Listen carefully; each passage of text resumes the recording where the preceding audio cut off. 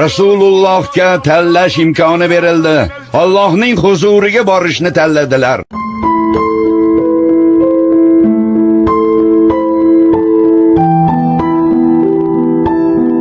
Endi nima qilamiz? Bu kunni ko'rmay o'lib ketsam yaxshi edi. Rasululloh qazo qilibdilar. Rasululloh o'libdilar.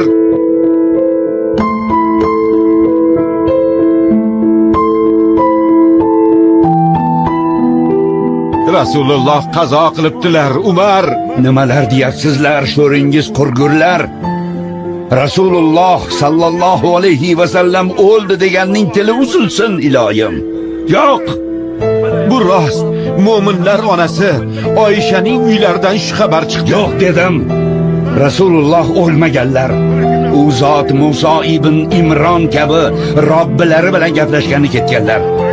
Musa alayhissalom 40 kechaga ketib, qavmlari u zotni o'ldi deb o'ylashganda qaytib kelganlar. Rasululloh xuddi Musa alayhissalom kabi qaytib keladilar. Rasululloh o'ldi degan odamning qo'l oyog'ini chopib tashlayman.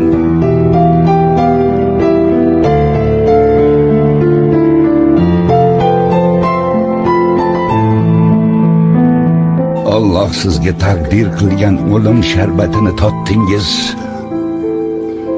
Alloh sizga ikki o'limni jam qilmaydi. Gapimni tushunmayapsizlarmi? Tilingizni tiying. Kimda kim Rasulullohni o'ldi desa, savalayman. Biroz jim tur, Umar, quloq sol. Bu odamlar nima deyotganini eshitmayapsizmi? Ular munofiq bo'lib qolishibdi. Quloq solinglar odamlar. Bandalari ustidan hukmron bo'lgan Allohga hamd bo'lsin.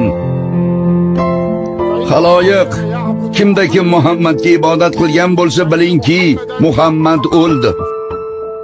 Kimda kim Allohga ibodat qilgan bo'lsa bilingki, Alloh tirik hech qachon o'lmas. A'udhu billahi minash shaytonir rajim. Muhammad ham bir rasul xolos. Undan oldin ham rasullar o'tgan.